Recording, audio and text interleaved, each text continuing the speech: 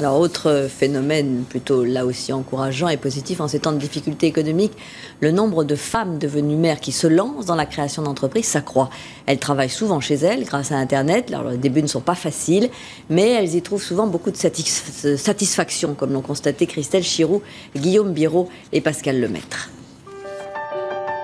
Nous pouvons être parents et entrepreneurs. Prouver qu'on est capable d'aller de faire ce qu'on aime, d'aller tout gérer avec une famille. Peut-être aussi l'espoir de gagner plus. Envie de faire quelque chose de sa vie. Oui, c'est vraiment le business maintenant avant le maman, quoi. Certes, on a une forme de liberté, mais attention, il y a un prix. On n'a qu'une vie, il faut y aller, quoi. Maman et entrepreneur.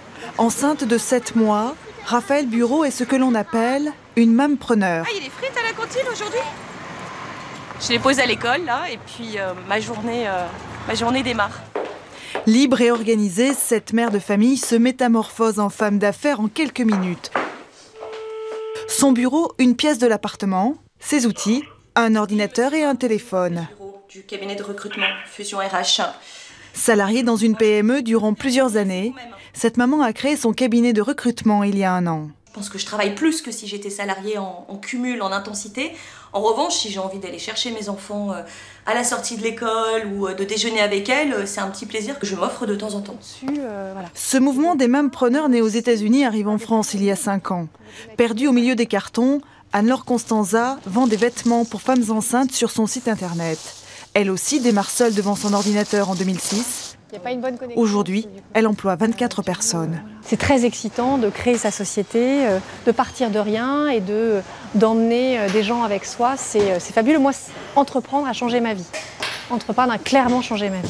Cette chef d'entreprise a réussi en plus le pari du Made in France à 90%. Loin de l'image de la mère de famille, cette maman de 3 enfants veut aussi changer l'image de la maternité dans l'entreprise. Beaucoup de femmes veulent se lancer dans la création d'entreprises parce que quand elles reviennent de congé mat, elles se sentent souvent placardisées. Et donc c'est ça qu'il faut changer en France, c'est cette perception-là.